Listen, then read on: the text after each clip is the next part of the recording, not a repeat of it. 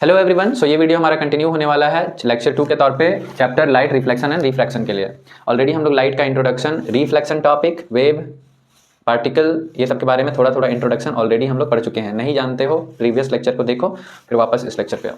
Now reflection, laws of reflection तक clear था। उसके बाद अब हम लोगों का टॉपिक आता है मिरर्स। स्फेरिकल मिरर्स बेसिकली पढ़ना है हम लोगों को। क्या पढ़ना है? Spherical mirrors. तो स्फेरिकल मिरर्स पढ़ने के लिए पहले हमको जानना होगा ना मिरर क्या है। तो mirror is a reflecting surface. Mirror क्या है सर? मिरर एक रिफ्लेक्टिंग सरफेस है। क्या है? रिफ्लेक्टिंग सरफेस, जो रेज ऑफ लाइट को रिफ्लेक्ट करता है। ठीक है, तो किस तरह से आगे हम लोग स्फेरिकल मिरर पे जाएंगे वो देखेंगे। ठीक है, सबसे पहले मिरर, रिफ्लेक्टिंग सरफेस या हाईली पॉलिश्ड सरफेस जो कि रिफ्लेक्टर का काम करता हो उसको बोलेंगे मिरर। ठीक है, तो रिफ्लेक्टिंग सरफेस, यही क्या है? हमारा मिरर है। इसी को क्या बोलते हैं? मिरर। कोई इशू नहीं। अब सर मिरर, तो मिरर कितना तरह का मिरर हम लोगों को देखने को मिलता है? बेस्ड ऑन इट्स अपीयरेंस, इसका बनावट, दिखने में कैसा है, किस तरह से बना हुआ है, उसके हिसाब से मिरर को दो कैटेगरी पे बांटा गया। सबसे पहला प्लेन मिरर, प्लेन मिरर। उसके बाद दूसरा कर्व्ड मिरर। कैसा? Curved mirror. कौन सा मिरर? Curved mirror. अब फर्दर कर्व्ड मिरर में दो कैटेगरी हैं। पहला स्फेरिकल मिरर, स्फेरिकल मिरर। दूसरा पैराबोलिक मिरर। अच्छा, इंटरेस्टिंग बात यह है कि पूरा का पूरा नाम में ही इसका एक्सप्लेनेशन छुपा हुआ कि कैसा मिरर का दिखने में है, टाइप क्या है, नेचर क्या है। अभी देखो और फर्दर डिवाइड करेंगे इसको। तो स्फेरिकल मिरर में हमको दो मिरर पढ़ना है, कनकेव और कन्वेक्स। ठीक है, इतना ही हम लोगों को पढ़ना, जानना है। अब इसमें पढ़ना हम लोग को सिर्फ ये पार्ट है, स्फेरिकल मिरर वाला पार्ट है, लेकिन उससे पहले हमको ये भी जानना होगा। तो किसी भी रिफ्लेक्टिंग सरफेस को हम लोग क्या कह सकते हैं? एक मिरर कह सकते हैं। एक रिफ्लेक्टिंग सरफेस को हम लोग मिरर कह सकते हैं। दूसरा सर मिरर कितना तरह का होगा? प्लेन मिरर और कर्व मिरर, दो तरह का। या तो प्लेन मिरर होगा या कर्व मिरर। मतलब इसका जो रिफ्लेक्टिंग पार्ट है मिरर का वो अगर प्लेन हो, मतलब रिफ्लेक्टिंग पार्ट अगर प्लेन हो तो वैसा मिरर को बोलेंगे प्लेन मिरर। और अगर रिफ्लेक्टिंग पार्ट प्लेन ना हो कि क्या हो, कर्व हो, तो वैसा मिरर को बोलेंगे हम लोग कर्व्ड मिरर। अब कर्व्ड मिरर में भी दो तरह के मिरर आ गए हैं, स्फेरिकल और पैराबोलिक। अभी देखो, स्फेरिकल मिरर ऐसा मिरर जिसका कि रिफ्लेक्टिंग पार्ट स्फेरिकल हो। ठीक है, स्फेरिकल बोले तो ऐसा, ऐसा हो या फिर ऐसा हो। ठीक है, स्फेरिकल, ये भी स्फेरिकल के शेप में है, ये भी स्फेरिकल शेप में है। दूसरा सर पैराबोलिक, पैराबोलिक में भी रिफ्लेक्टिंग पार्ट कर्व होता है, लेकिन उसका जो कार्वेचर होता है ना, वो जो मुड़ा हुआ पार्ट जो ऐसे है ना, कार्वेचर वो ज्यादा होता है। जैसे अभी देखो ये स्फेरिकल मिरर है ना, अभी ये स्फेरिकल मिरर है, तो इसी पे अगर हम पैराबोलिक अगर बनाना चाहें तो पैराबोलिक मिरर इस तरह से बनेगा। दिखाते हैं, देखो ये तुम्हारा क्या हो जाएगा? Parabolic mirror. अभी कैसे सर? पैराबोलिक और स्फेरिकल में डिफरेंस क्या है? पैराबोलिक और स्फेरिकल में डिफरेंस यही है कि स्फेरिकल का कार्वेचर कम होता है, कार्वेचर कम होता है, और पैराबोलिक का कार्वेचर ज्यादा होता है। लेस कर्व, मोर कर्व। मतलब कर्व्ड मिरर को basis of, on the basis of its curve, कितना कर्व है उस बेसिस पे दो कैटेगरी में बांटा गया, स्फेरिकल और पैराबोलिक। अब स्फेरिकल मिरर में हम लोग को दो मिरर पढ़ना है, और यही हम लोग को इस चैप्टर में पढ़ना है, कनकेव और कन्वेक्स। कनकेव ऐसा मिरर जो कि रेज ऑफ लाइट को कन्वर्ज करता है किसी एक पॉइंट पे। क्या करता है? कन्वर्ज करता है, उसको कनकेव मिरर कहते हैं। और ऐसा मिरर, स्फेरिकल मिरर, जो रेज ऑफ लाइट को डाइवर्ज करता है और वो अपीयर होता है कि किसी एक पॉइंट से वो डाइवर्ज हो रहा है, तो उसको बोलते हैं कन्वेक्स मिरर।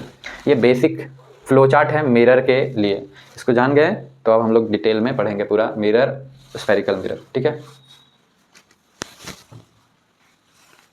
देखो ऑलरेडी हम लोग देख चुके थे कि स्फेरिकल मिरर हम लोग को पढ़ना है, तो स्फेरिकल मिरर में कनकेव और कन्वेक्स है। ठीक है, देखो कि सर स्फेरिकल मिरर हम लोग बोल रहे हैं, मतलब जो मिरर है वो एक इमेजिनरी स्फेयर का पार्ट हम लोग बोल सकते हैं, या फिर एक स्फेयर का पार्ट हम लोग बोल सकते हैं। जैसे देखो एक स्फेयर बनाते हैं हम लोग यहाँ पे। ठीक है, अभी ये स्फेयर है, तो स्फेयर का सेंटर होगा ना जी। ठीक है सर, सेंटर। ठीक है, यहाँ पे सेंटर। तो इस स्फेयर में दो साइड्स है सर। एक तो ये साइड है, इधर वाला बाहर वाला, ये सेंटर के बाहर है। बाहर वाला साइड कहाँ है? सेंटर के बाहर है, सेंटर के अपोजिट है, और एक सर अंदर वाला साइड सेंटर के तरफ है, सेंटर के तरफ है। ठीक, तो जब हम लोग मिरर्स देखते हैं ना तो कनकेव और कन्वेक्स जो बोलते हैं तो कैसे बोलते हैं वो समझेंगे। इस सर अगर मान लेते हैं हम लोग एक छोटा सा यहाँ से यहाँ तक का पार्ट हम लोग लेते हैं, ठीक है, ये पार्ट हम लोग लेते हैं, ठीक है, यहाँ बनाते हैं, ले लिए। तो सर अब ये है एक स्फेयर का पार्ट, ठीक है, तो कर्व्ड सरफेस दिख रहा है कि नहीं। अब इसमें मान लेते हैं कि या इधर किधर में सेंटर ऑफ कर्वेचर होगा, ये सेंटर होगा। अब अगर इस सरफेस में इस साइड को हम पॉलिश कर दे, ये वाला साइड मेरा पॉलिश्ड रहे, पॉलिश्ड रहे, ठीक है, और ये वाला पार्ट रफ रहे, मतलब ये पार्ट रफ रहे और ये पार्ट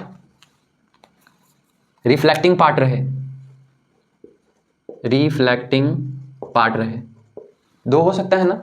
अब सर नहीं, ये काम करते हैं कि हम जो सेंटर के तरफ है उसको बना देते हैं हम रिफ्लेक्टिंग, और जो सेंटर से बाहर है उसको बना देते हैं हम रफ, ऐसा भी कर सकते हैं ना। ठीक है, करते हैं।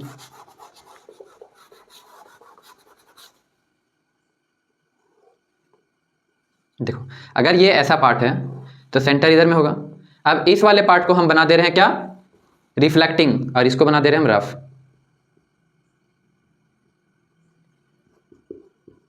रफ, और ये हो गया मेरा रिफ्लेक्टिंग पार्ट।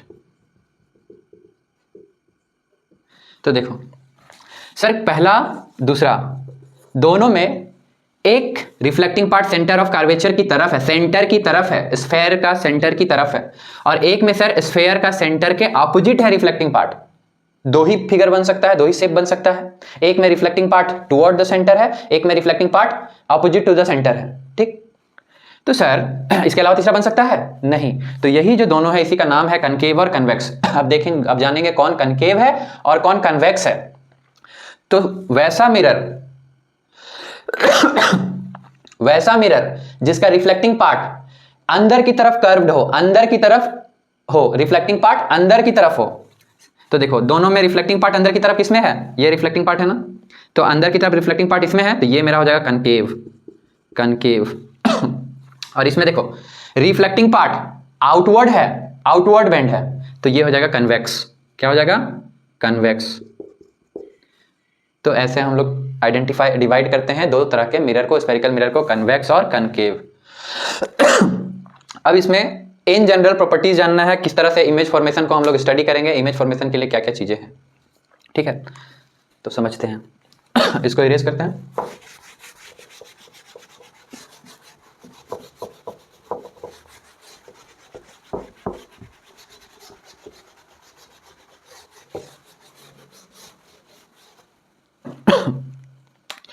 अब देखेंगे की टर्म्स रिलेटेड टू मिरर्स। देखो सर कोई भी मिरर बना देते हैं, अभी तो दो हम लोग देख लिया, स्फेरिकल मिरर, कनकेव और कन्वेक्स। ठीक है, तो दो है देख लिए, तो एक बनाते हैं सर। चलो बन गया। ठीक है, अभी जैसे ही बन गया इसका नाम दे देते हैं ए बी। ठीक है, ए बी। अब सर ए बी एक मिरर है। अब ये डॉटेड, ये डैश डैश डैश जो लाइन है एरो हेड्स टाइप, ये पार्ट है रफ और ये प्लेन पार्ट क्या है, रिफ्लेक्टिंग पार्ट। तो अब देखो तो ये रिफ्लेक्टिंग पार्ट किधर है, अंदर की तरफ ना, तो ये कौन सा वाला मिरर हो गया सर, कनकेव मिरर हो गया। ठीक है, तो अब ये जो मिरर है इसके मिडिल पार्ट से एक इमेजिनरी लाइन हम लोग पास करते हैं, इमेजिनरी लाइन पास करते हैं। ठीक है,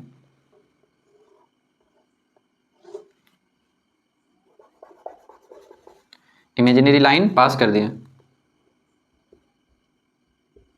कोई दिक्कत नहीं सर।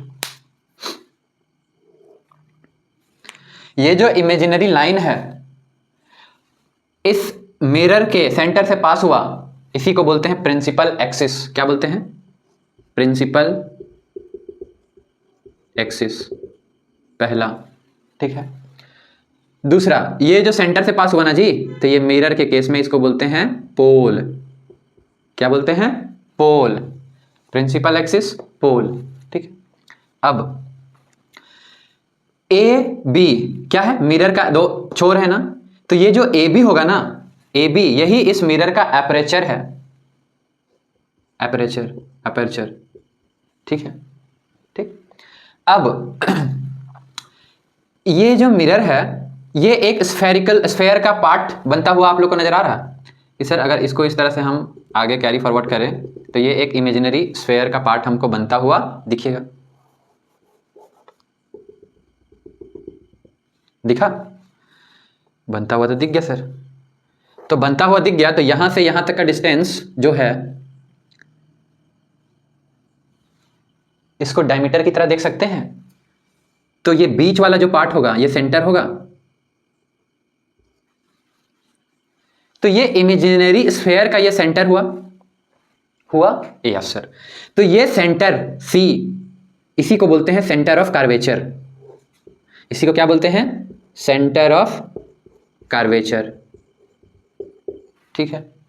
अब समझो, जिस तरह से इस स्फेयर में सेंटर से किसी एक एंड की तरफ का जो दूरी होता है उसको रेडियस बोलते हैं ना, तो एग्जैक्टली यहां पे भी सेंटर से पोल का जो दूरी है उसको बोलते हैं रेडियस ऑफ कार्वेचर। क्या बोलते हैं, रेडियस ऑफ कार्वेचर। तो ये दूरी को बोलेंगे R, radius of curvature, radius of curvature, समझना, रेडियस ऑफ कार्वेचर, ठीक। अब सर और क्या जानना है, ये सेंटर और ये पोल, ये दोनों का जो मिड पॉइंट होगा प्रिंसिपल एक्सिस पे, ये सेंटर और ये पोल, ये दोनों का जो मिड पॉइंट होगा प्रिंसिपल एक्सिस पे, उसको बोलते हैं प्रिंसिपल फोकस। क्या बोलते हैं, प्रिंसिपल फोकस। तो मान लो कि सर ये पॉइंट है जो मिड पॉइंट है, तो इसको रिप्रेजेंट करेंगे एफ से, प्रिंसिपल फोकस, ठीक है। अब क्या सर, जिस तरह से सेंटर और पोल के बीच का दूरी को आर बोले, रेडियस ऑफ कर्वेचर, उसी तरह से प्रिंसिपल फोकस और पोल का जो बीच का दूरी है इसको बोलेंगे फोकल लेंथ।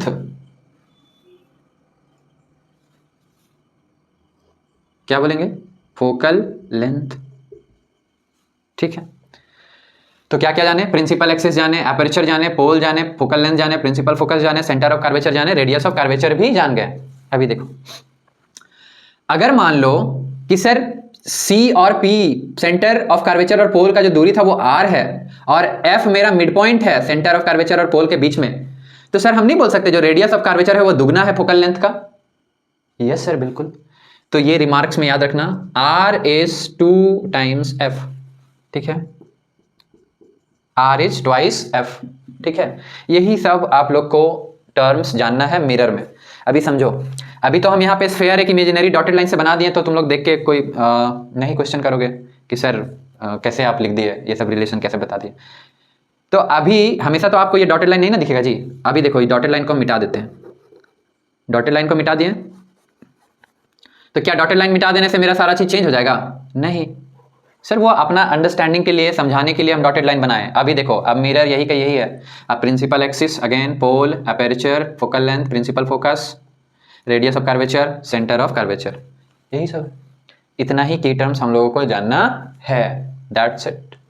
अब देखेंगे सर इमेज कैसे बनता है, क्या इमेज कैसे बनता है, इमेज बनाने का क्या रूल्स है, ठीक है। मिटा दे, इसको याद रखोगे R इक्वल टू F। अच्छा एक चीज और, अब ये सब का डेफिनेशन NCERT पढ़ो, समझ में आएगा सारा, हम बताएं अभी जैसे क्या क्या।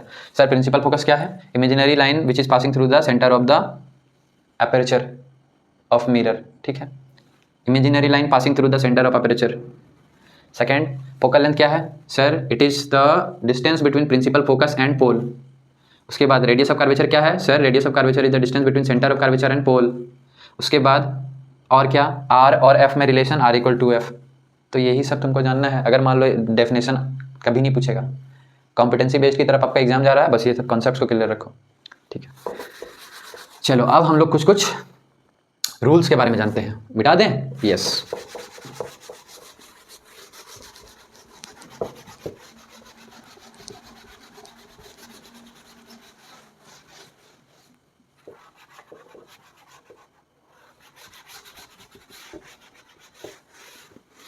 देखो कि सर इतना तो जान गए, अब रूल्स क्या है, कुछ कुछ बेसिक रूल जो कि हमको इमेज फॉर्मेशन करने में जानना है। जैसे देखते हैं sir, rules for image formation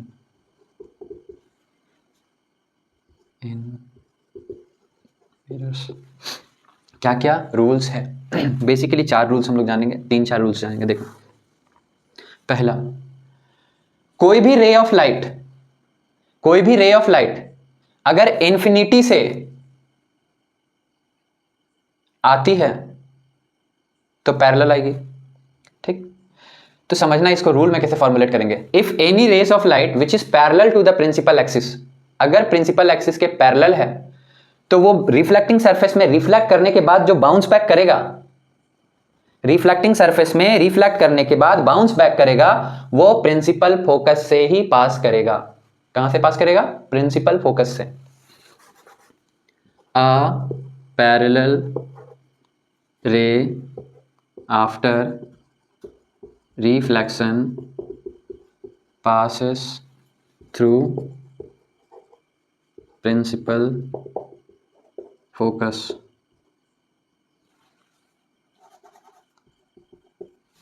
समझो। इसका हम लोग रे डायग्राम भी देख सकते हैं। चलो फटाफट एक इमेज बनाओ। देखो, मिरर बन गया, ठीक है। पोल मान लो कि ये C है तो ये F होगा। अब जब भी C F P ये सब लिख देंगे तो फिर कंफ्यूज नहीं होना कि सर कैसे लिख दिया। अभी क्या बोला? Parallel ray of light. क्या? Parallel ray of light after reflection passes through principal focus. कहाँ से पास करेगा? प्रिंसिपल फोकस से। तो sir parallel rays of light को ला दिया। देखो, पैरेलल रेज पास किया। अब इस सरफेस पे जैसे ही हिट करेगा तो क्या करेगा? तो रिफ्लेक्टिंग है ना, तो रिफ्लेक्टिंग सरफेस है तो हिट करेगा तो बाउंस बैक कर जाएगा ना, पीछे भेज देगा, वापस भेज देगा उसी मीडियम में। तो बोलता है कहां से पास करेगा? प्रिंसिपल फोकस से। तो प्रिंसिपल फोकस कहां? यहां पे F, तो यहां से पास करेगा।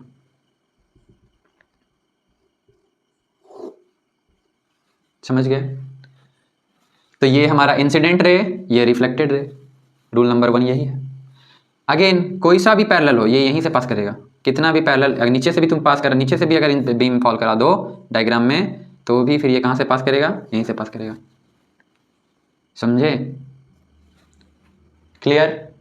ठीक है सर। अब दूसरा अलग से नहीं हम बता रहे हैं, इसी में हम लिख दे रहे हैं। समझो कि सर अगर पैरेलल है तो आफ्टर रिफ्लेक्शन फोकस से पास कर गया, तो क्या इसी का उल्टा नहीं होगा सर? अगर प्रिंसिपल फोकस से ही रे ऑफ लाइट हिट कर रहा है तो आफ्टर रिफ्लेक्शन प्रिंसिपल एक्सिस के पैरेलल हो जाएगा। तो यहां पे हम लिख दे रहे हैं वाइस वर्सा। ठीक है, एंड वाइस वर्सा। तो 2 ठो खत्म हो गया इसी में। एनसीईआरटी में अलग अलग लिखा है। ठीक, नेक्स्ट देखो, अब क्या बोलता है कि अगर कोई रे ऑफ लाइट ऑब्लिकली फॉल करे, ऑब्लिकली मतलब रैंडमली फॉल करे, तो वो रिफ्लेक्ट भी रैंडमली होगा, लेकिन वहां पे लॉज ऑफ रिफ्लेक्शन भी फॉलो होगा। मतलब इंसिडेंट रे और reflected ray laws of reflection को फॉलो करेगा। मतलब वहां पे एंगल I और एंगल R भी इक्वल होगा ही होगा। समझे? ठीक, देखते हैं।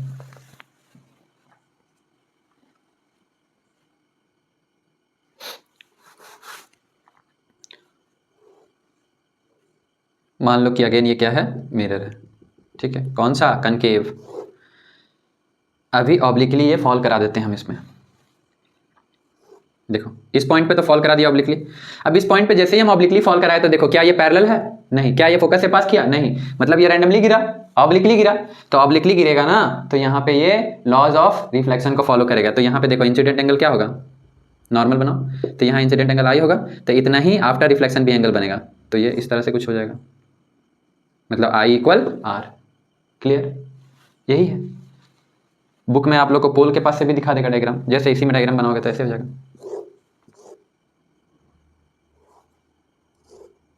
देखो, I = R। क्लियर? कोई इशू नहीं। ये तुम्हारा नेक्स्ट था। अब लास्ट एक और जानना है कि कोई भी रे ऑफ लाइट अगर सेंटर ऑफ कार्वेचर से पास कर रहा, अगर incident ray centre of curvature से पास कर रहा, तो आफ्टर रिफ्लेक्शन भी वो कहां से पास करेगा? सेंटर ऑफ कार्वेचर से ही। मतलब जिस रास्ते गया उसी रास्ते वो वापस भी आएगा। जैसे इसके लिए भी देख लेते हैं डायग्राम।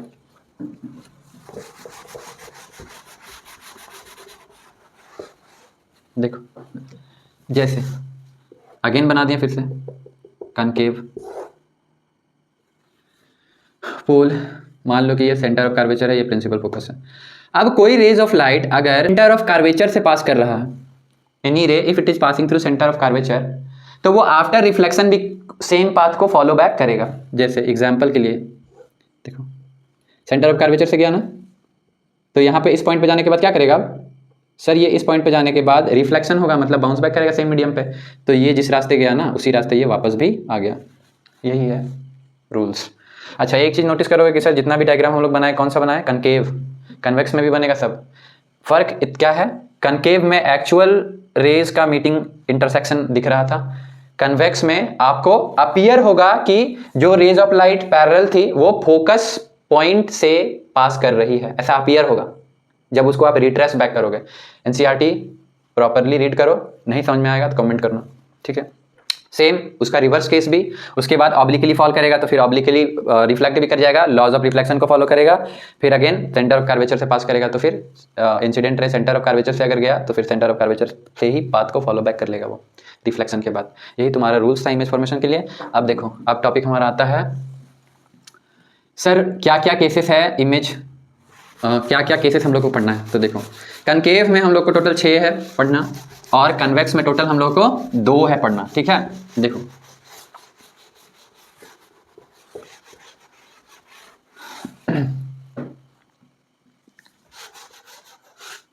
चलो कनकेव का पहले देख लेते हैं। कनकेव तो सर अगेन बना दिए PCF, ठीक है।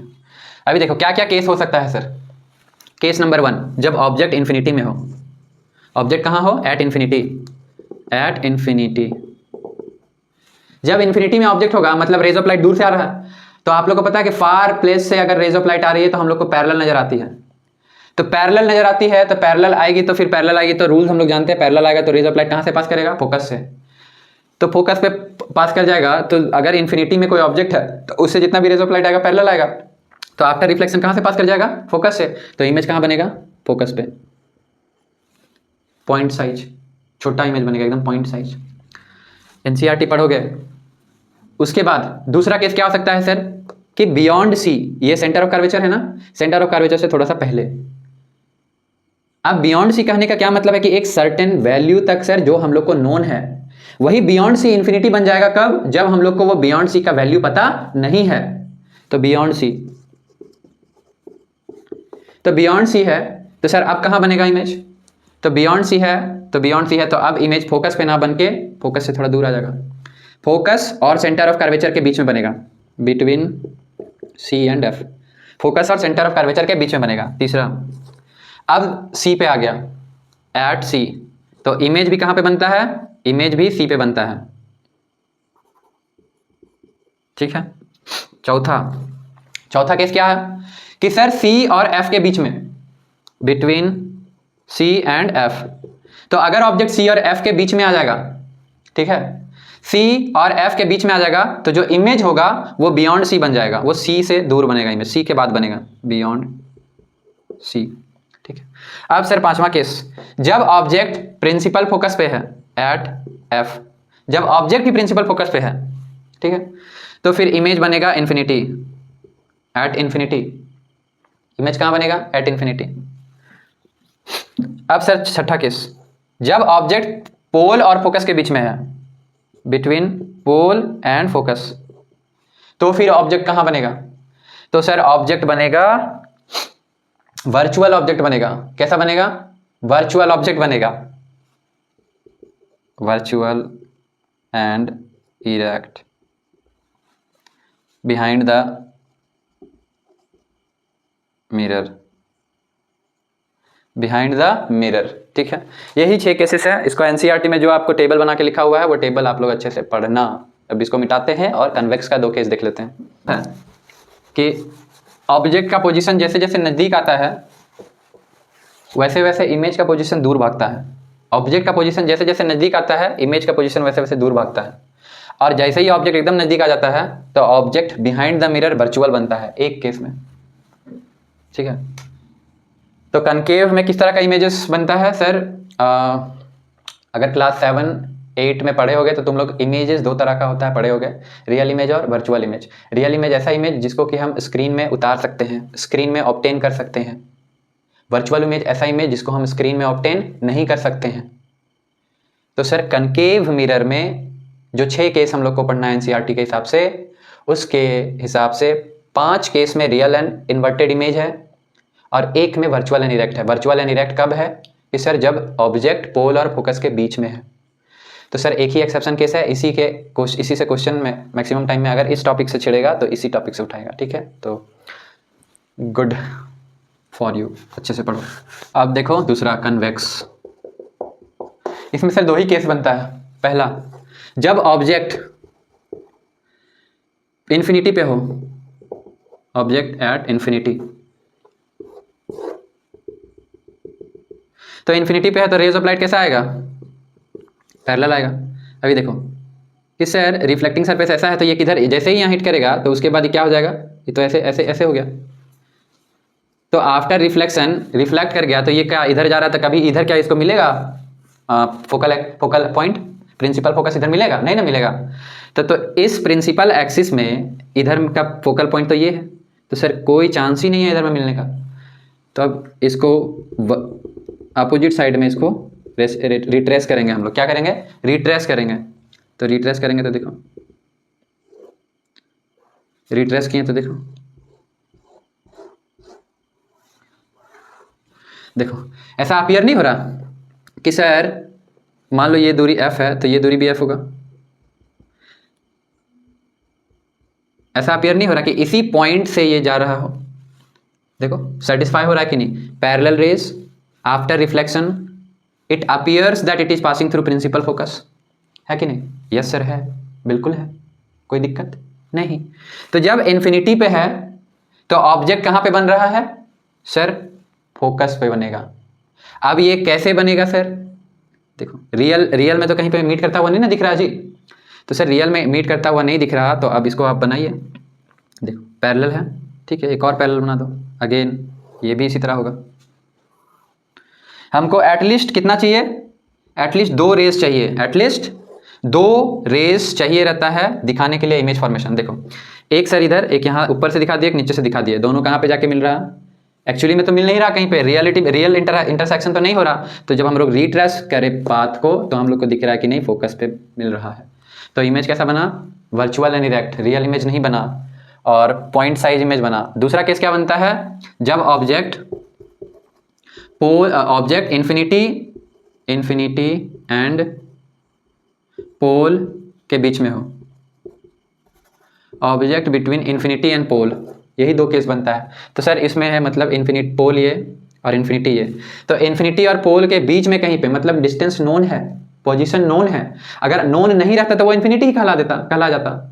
तो अगर नोन है मतलब सेकंड केस इन्फिनिटी और पोल, तब इमेज कहाँ पे बनता है? तो इमेज बनता है हमारा प्रिंसिपल और फोकस के बीच में, मतलब इस पॉइंट और पोल और प्रिंसिपल फोकस के बीच में, मतलब इन दोनों पॉइंट के बीच में इमेज बनता है। इधर ही बनेगा, इन दोनों के बीच में कहीं भी बनेगा, डिपेंड करता है कहाँ है ऑब्जेक्ट सिचुएटेड, उसके कॉरस्पॉन्डिंग इमेज इधर बनेगा। और अगेन वर्चुअल बनेगा, वर्चुअल एंड इरेक्ट बनेगा, बिहाइंड द मिरर बनेगा, ठीक है। तो यही था तुम्हारा इमेज फॉर्मेशन।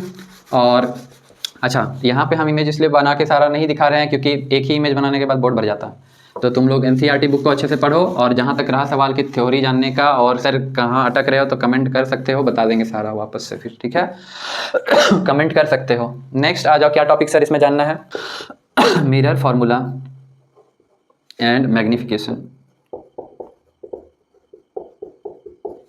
देखो मिरर में क्या क्या वेरिएबल हम लोग देखे सर? एक वेरिएबल देखे एफ, प्रिंसिपल फोकस और पोल के बीच का दूरी, focal length.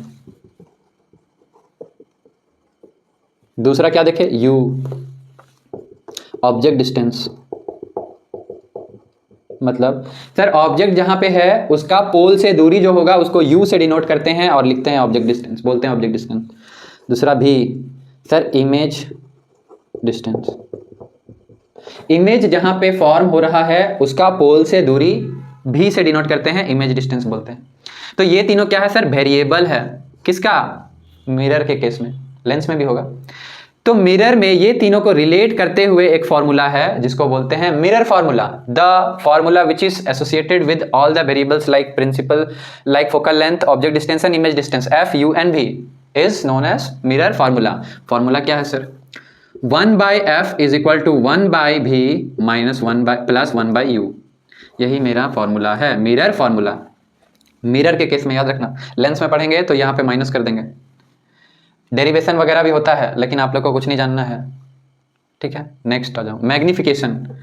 Sir magnification word कहां से, इसका रूट वर्ड क्या है, मैग्नीफाई, इनलार्ज, कितना कंपैरेटिवली बड़ा है या कितना कंपैरेटिवली ज्यादा है, कम भी हो सकता है ना, तो उसके लिए उसके जगह पे मैग्नीफाइड वर्ड नहीं यूज करेंगे, इनलार्ज वर्ड नहीं यूज करेंगे, डिमिनिश्ड वर्ड यूज करेंगे, छोटा वर्ड यूज करेंगे।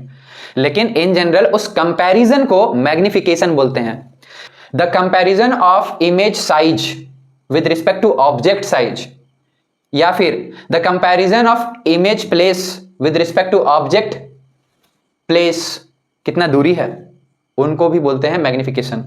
तो मैथमेटिकली कैसे आएगा, तो sir m is equal to v/u minus में, अभी देखो v क्या है सर, इमेज डिस्टेंस, u क्या है, ऑब्जेक्ट डिस्टेंस। तो image distance upon object distance with negative symbol is magnification. इसी को ऑब्जेक्ट का साइज और इमेज के साइज के टर्म में भी रिलेट करते हैं। फॉर्मूला होता है m is equal to hi/ho। अब यहाँ पे hi क्या है, ऑब्जेक्ट का सर इमेज का हाइट मतलब साइज, और ऑब्जेक्ट का हाइट मतलब साइज, ठीक है। जैसे मान लो ये मिरर है, ठीक है। तो अगर ऑब्जेक्ट ये है ना, तो ये जो a और b, ये जो ab लेंथ होगा ना, हाइट होगा ना, यही बोलेंगे ho। और जब इमेज बन जाएगा तो फिर जो हाइट का बनेगा वो हो जाएगा hi, और यहाँ से लेके ये जो दूरी है इसको u बोलते हैं, और जो इमेज बनेगा उसका दूरी पोल से v हो जाएगा, ठीक है। तो इतना हम लोग को एक्स्ट्रा और जानना था।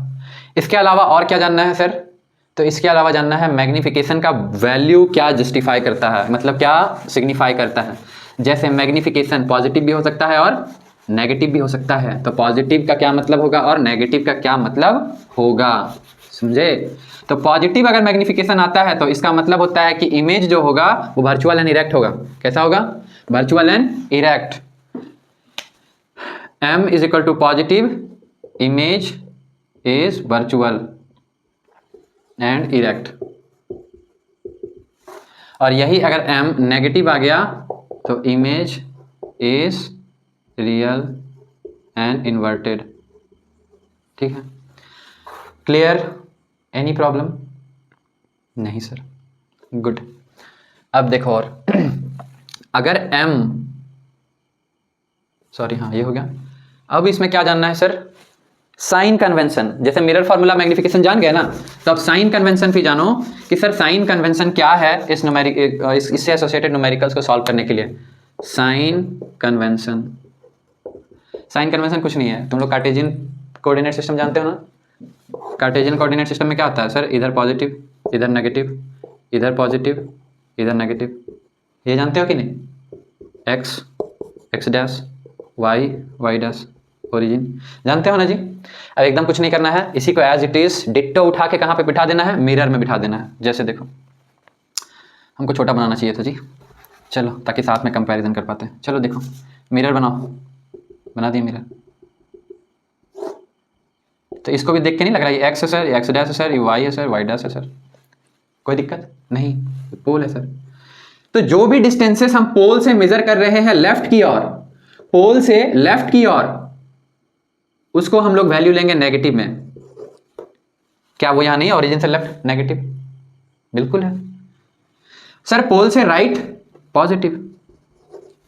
और क्या जानना है, पोल से परपेंडिकुलर एबव पॉजिटिव। देखो ओरिजिन से परपेंडिकुलर एबव पॉजिटिव नहीं है। पोल से परपेंडिकुलर डाउनवर्ड नेगेटिव। देखो ओरिजिन से नेगेटिव है डाउनवर्ड, यस। और क्या जानना है,